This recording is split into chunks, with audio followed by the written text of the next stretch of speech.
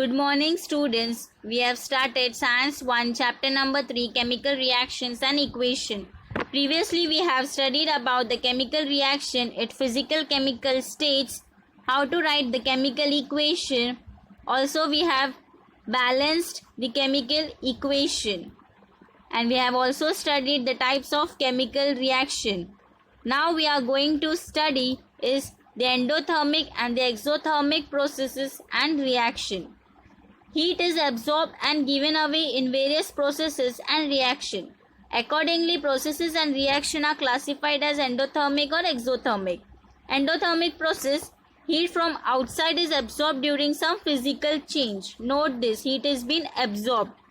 Example is melting of ice. See, the ice melts into water. The ice absorbs heat from the surrounding, so it melts in water.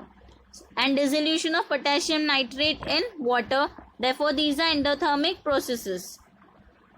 Next is exothermic processes in which heat is being given away during some physical change.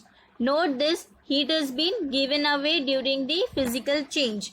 Example is formation of ice from water.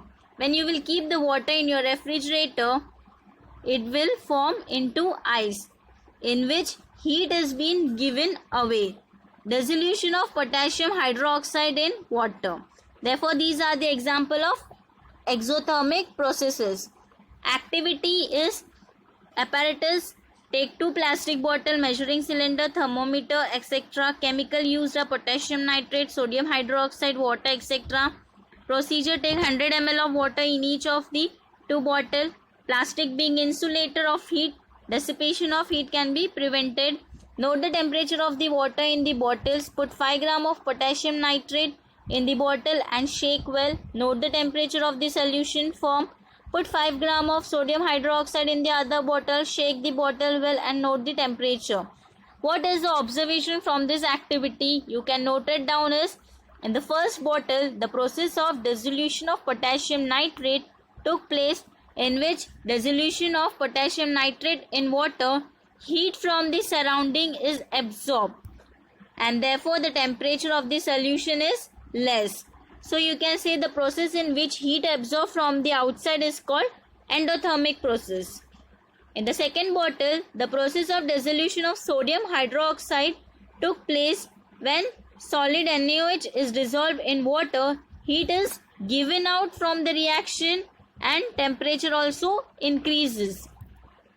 So the processes in which heat is given out are called exothermic processes. So you can say from the first bottle, heat is being absorbed and temperature is reduced, and in the second bottle, heat is being given away and the temperature is increased.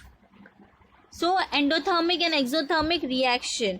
Calcium carbonate, heat is to be supplied to give calcium oxide and carbon dioxide gas is been given out. This is endothermic reaction. And calcium oxide reacts with water to give calcium hydroxide. This is exothermic reaction.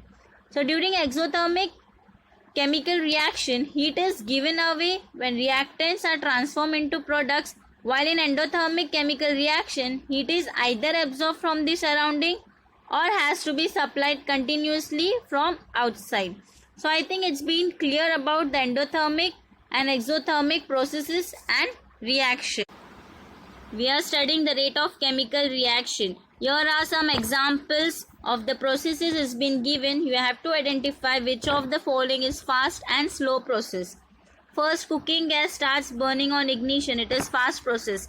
Iron article undergo rusting. It is slow process.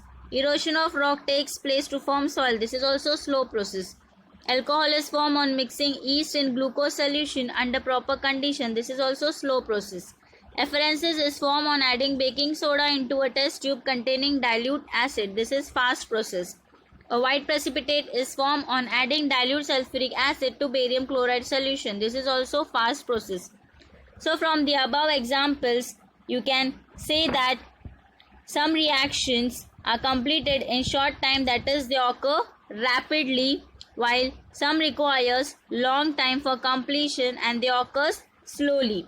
it means that the rate of different reaction is different. The sum of reaction occurs at the different rate on changing the conditions. Here picture is being shown of milk is turning into curd. During winter, long time is required for settling milk into curd, while at higher temperature during summer, the rate of settling of milk increases and curd is formed earlier. Let us now see the factors affecting the rate of chemical reaction.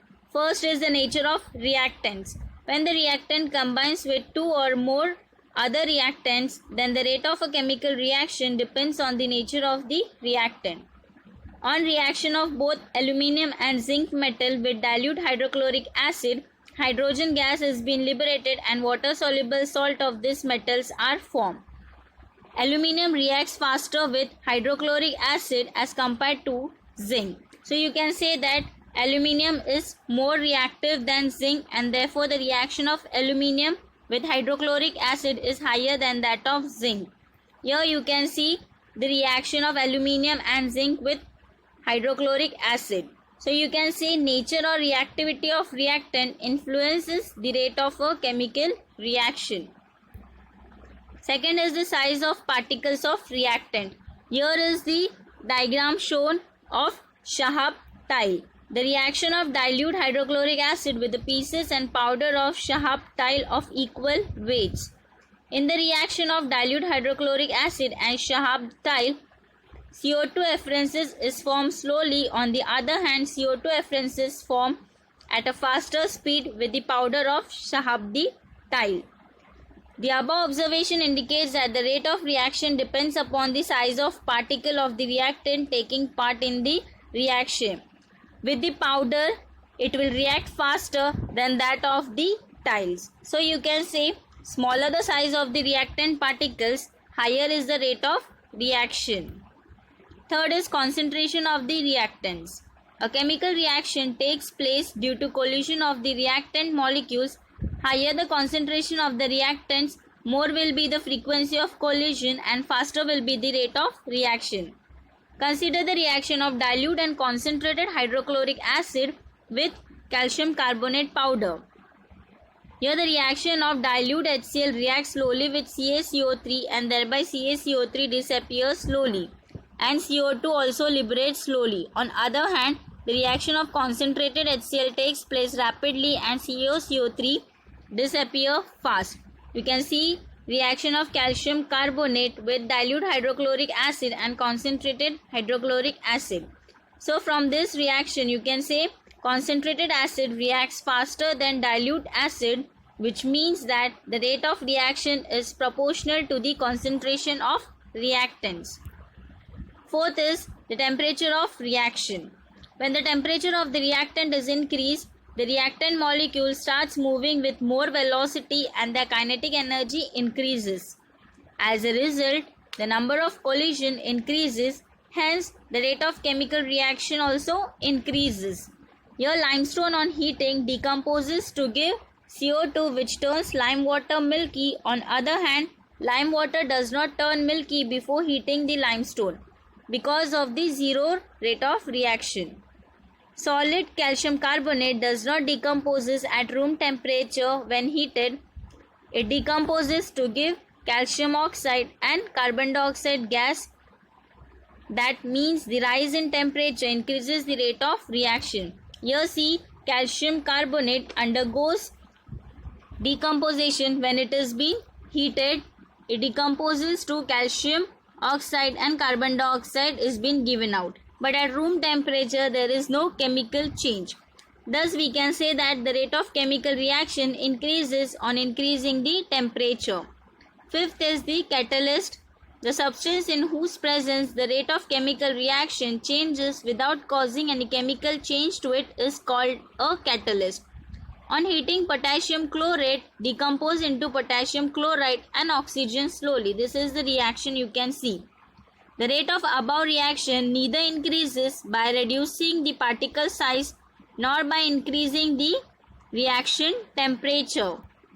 So, calcium chloride decomposes rapidly in presence of manganese dioxide to liberate oxygen gas. No chemical change takes place in MnO2 in this reaction. Thus, you can say substance in whose presence the rate of chemical reaction changes without causing any chemical change to it is called a catalyst. So, these are the factors affecting the rate of chemical reaction.